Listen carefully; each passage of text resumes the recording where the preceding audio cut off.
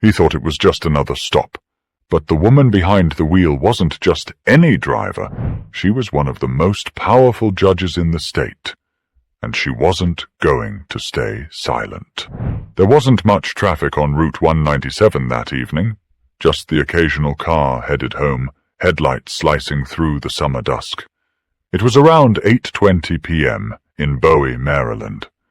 The sun had already dipped below the horizon, and the streetlights were just beginning to flicker on, casting patches of light along the road.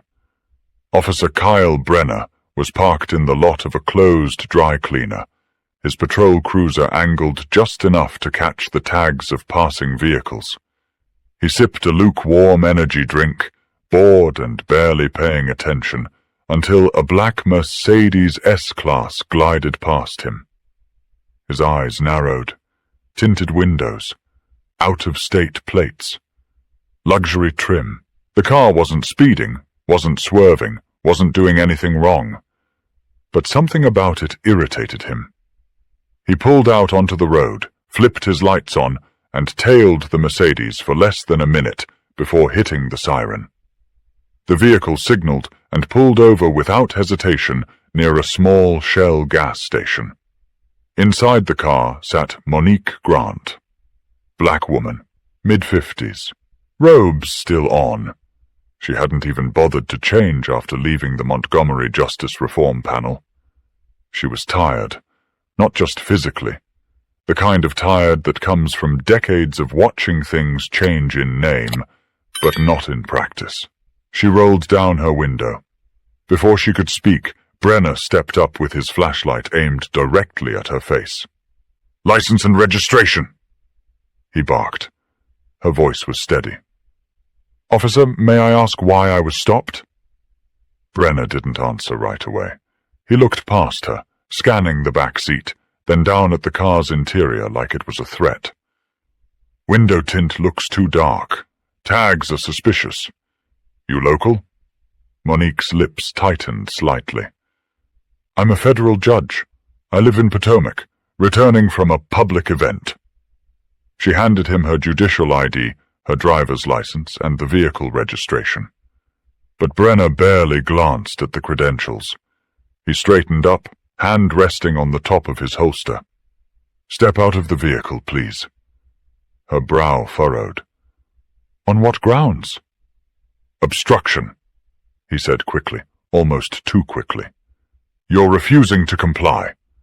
She didn't raise her voice, didn't panic, just reached over and pressed record on her phone, placing it calmly on the dashboard. "I am fully complying. You've asked for documents, and I've provided them. I have a legal right to know the reason for being ordered out of my vehicle. You want to do this the hard way," he snapped. She didn't answer. And that's when things shifted. The moment hung in the air like a wire pulled tight. Cars drove past slowly. Someone honked. The bright neon lights of the gas station buzzed above them, filling the space with an unnatural glow. Brenner looked behind him, checking if anyone was watching. And someone was. Across the street, standing on the curb outside a 7-Eleven, a young man had his phone raised, filming. He wasn't saying anything, just watching. Monique saw him too, out of the corner of her eye. It gave her no comfort. Not yet. Because she knew how fast these situations could spiral. Brenner's voice rose again. "Step out now, or I'll open the door myself." "That would be an illegal search," she replied, her voice firm now. "And you know it." He reached for the door handle anyway, but the moment his hand touched the chrome, everything started to shift in a way he didn't expect. Brenner's fingers curled around the door handle, the threat clear, even if the justification wasn't. He wasn't expecting what came next. "Officer," Monique said, calm but louder now. "I'm warning you. I'm recording this interaction, and you are violating protocol. You do not have legal grounds to open this vehicle." He hesitated, not because he was unsure, but because something in her voice gave him pause. Not fear, not weakness, but command. It unsettled him in a way he couldn't name. Still, his pride barked louder than his reason. "I told you to step out," he repeated, voice sharp. "You're escalating this." "I'm following the law," she said. "You are not." And that's when he did it. He tugged the handle, but the door was locked. He slapped his open palm against the glass in frustration. "Unlock the door, ma'am." "No." The word was like a stone dropped in a still lake. No anger, no tremble, just final. From across the street, the young man at the 7-Eleven stepped forward. "Hey!" he called. "Yo, do you know who that is?" Brenner didn't turn around. "I need backup," he muttered into his radio. "Possible 1029 on a black Mercedes. Driver is uncooperative." Monique didn't flinch. Her phone, still recording on the dashboard, picked up every word. She stared at him through the window. "You just falsely reported a situation that doesn't exist. That's abuse of power." He turned toward her again. "You think you're above the law?" "No," she said plainly. "I am the law." There was a moment, brief but telling, where something flickered in his eyes. Recognition, annoyance, maybe both. But still, he leaned in. "You people always think you can talk your way out of things." Her eyes didn't move, but her hands curled tighter around the steering wheel. "You people?" she repeated. He didn't answer. Instead, he moved a few steps back toward his cruiser, like he needed space to think or maybe to plan the next move. His shoulders were tight, breath clipped. Something about how composed she was rattled him more than yelling ever could. Inside the car, Monique took a long breath. This wasn't new. It wasn't even rare. But this was the first time it was happening after the robe, after the panels, after the speeches. She always told herself things were getting better. Incrementally, slowly. But this felt like being pulled back into a room you thought you'd left years ago. Another cruiser arrived within minutes.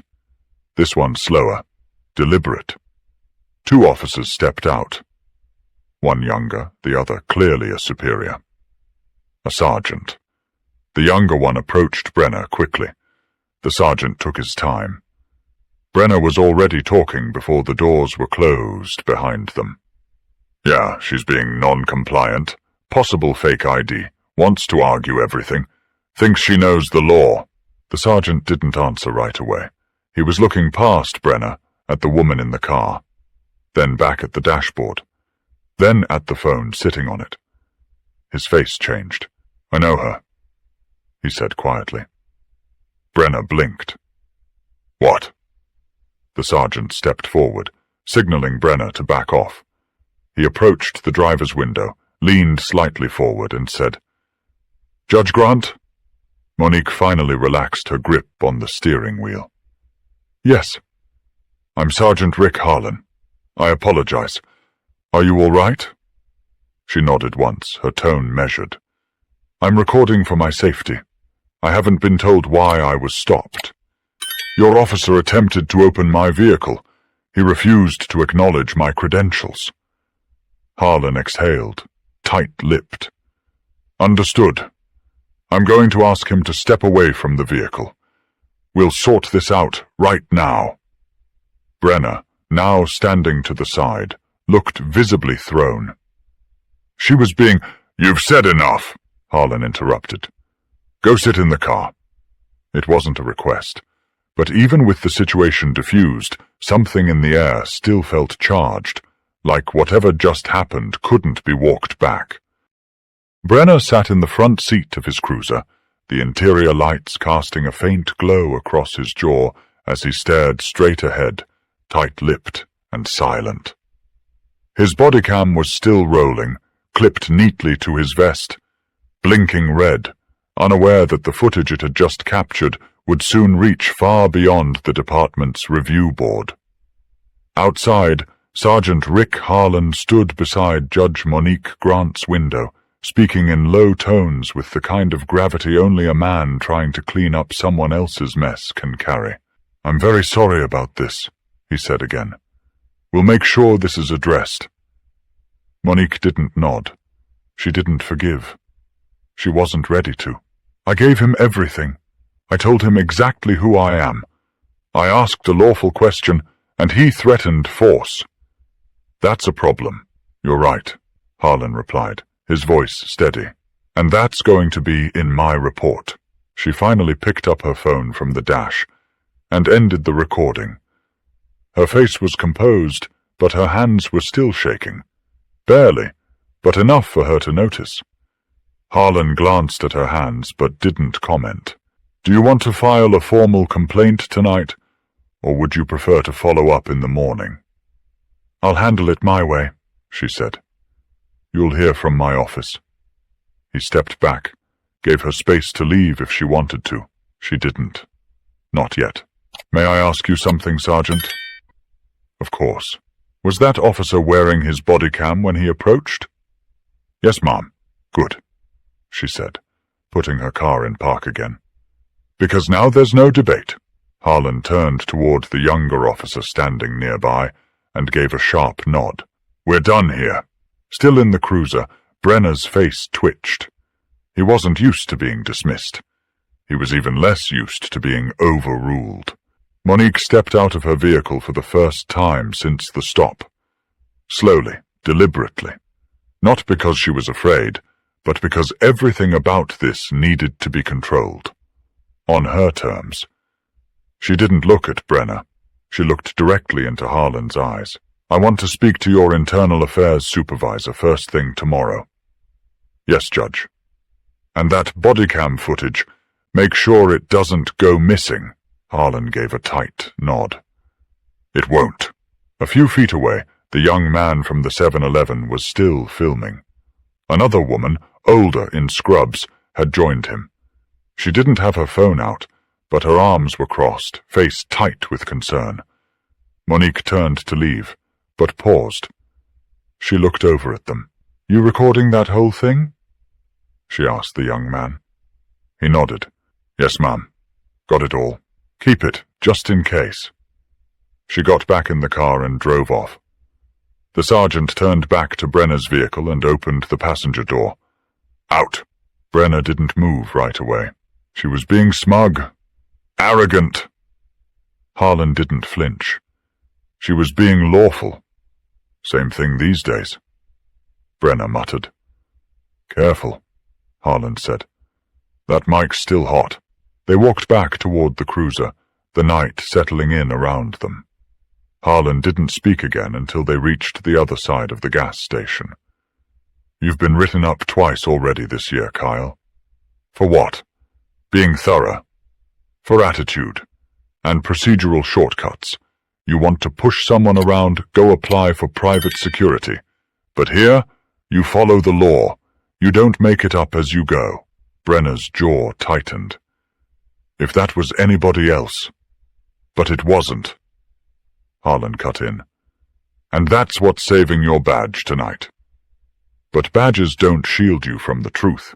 And the truth, recorded on 2 devices, was about to surface whether they were ready or not. By 9 a.m. the next morning, the video had already racked up nearly 80,000 views. It started small, a repost on a local Facebook group called Bowie Community Watchdog. Then it moved to Reddit, then Twitter, now X. Then it hit TikTok, chopped and captioned in 3 different ways by 3 different users. By the time Monique Grant pulled into a parking space at the U.S. Court of Appeals building in Greenbelt, the clips had spread to every major media account with a blue check mark. She hadn't slept much. Her inbox was flooded. Messages from colleagues, law clerks, former students, a few media requests, 2 voicemails from the governor's office, and one from her mother, which simply said, "Call me before I see this on CNN." She didn't even make it past the security checkpoint before her bailiff, Trevor, intercepted her. "Ma'am, I know you probably want quiet, but it's out there." "I saw," she said, barely slowing her stride. "You okay?" "I've been worse." He walked alongside her, unsure whether to say more. He knew her rhythm, when to step in, when to stay back. But today, nothing felt normal. Outside, a different kind of rhythm was building. At the gas station where the incident happened, someone had printed a screenshot of Brenna's face from the video and taped it to the pump where Monique's car had been parked. It read, "This is why we record everything," in black Sharpie. Local reporters were hovering around the 7-Eleven. A woman from the Bowie Beacon was interviewing the young man who'd filmed the encounter. His name was Khalil Durant, 24, a nursing student who had just stepped out for snacks that night. "She was just chillin' in the car, not even doing anything," he told the camera. "He started yelling, like real aggressive. I knew something was off." When asked why he kept filming, he just shrugged. "Because we're used to stuff going bad, and I wasn't gonna let this be one of those nobody saw it moments." The crowd around the store was growing. Quiet, but present. Some people were angry. Others were just curious. A few showed up with phones ready in case something else happened. At the local diner a block away, conversations buzzed between bites of eggs and stacks of pancakes. "You seen that video?" "Yep, that was Judge Grant. I recognized her right away. Used to teach at Howard, didn't she?" "That cop's done for." "Don't count on it." Back at the courthouse, Monique sat behind her desk. The blinds were closed. Her phone was on silent. She was trying to focus on the day's docket, but her eyes kept drifting to the browser tab with the paused video, the frame frozen on her face in the car, the officer mid-shout, hand outstretched toward the door. It looked worse than it even felt at the time, which was saying something. A soft knock at the door pulled her out of the moment. It was Trevor again. "There's someone from the Post waiting in the lobby. Wants a quote." "Tell them I'll speak when I'm ready." He nodded, about to leave, but then stopped. "Ma'am, there's people outside. Cameras. Signs." She raised her eyebrows.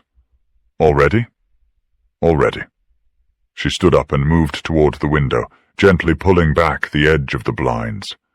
Sure enough, about 30 people across the street, and more arriving every few minutes, some holding handmade signs. One read, "Judges get filmed. What about the rest of us?" Her jaw tightened, not from fear, but from frustration. This wasn't about her. That was the whole point.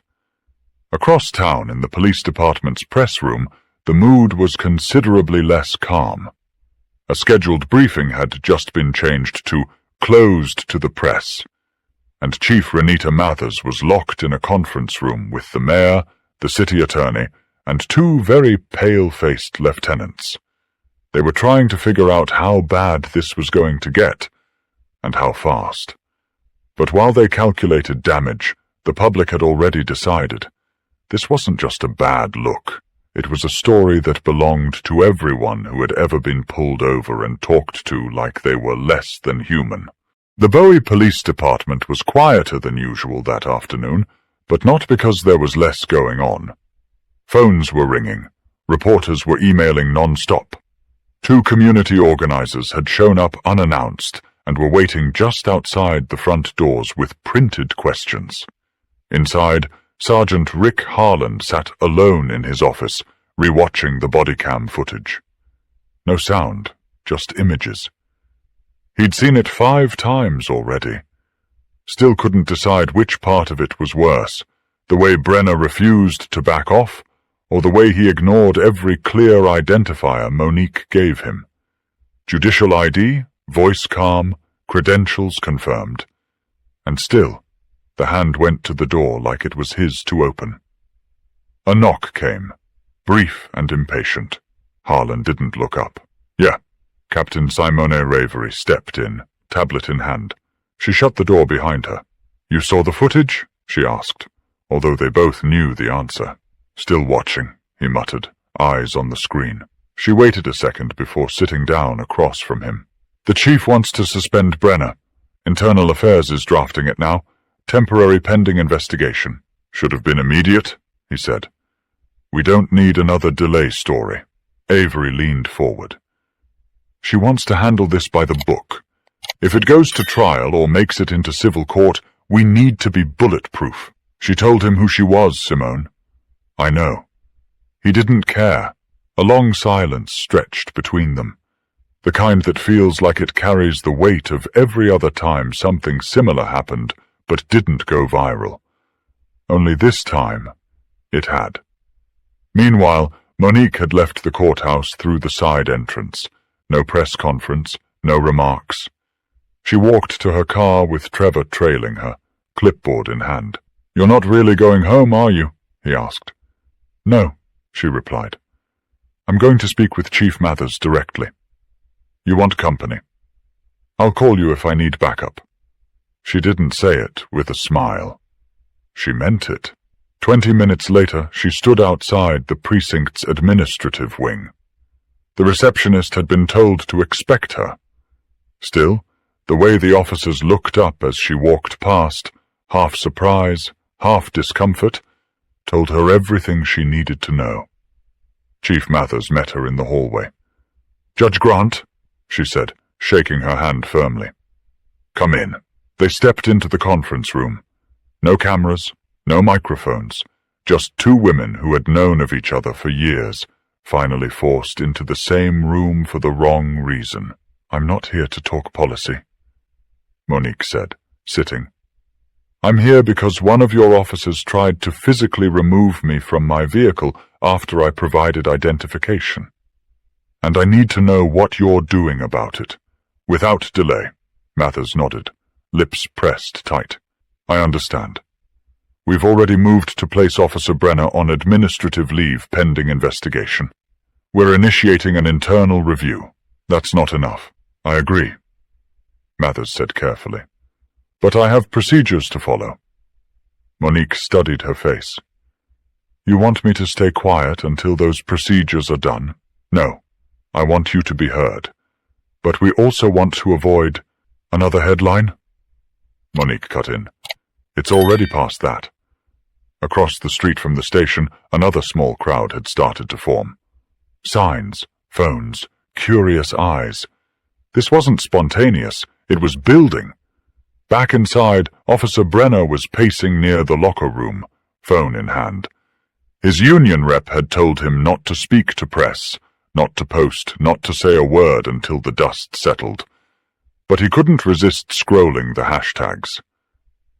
#Judge Grant, #bodycam justice, #Brenner exposed. His photo was everywhere. His words too, word for word. You people always think you can talk your way out of things.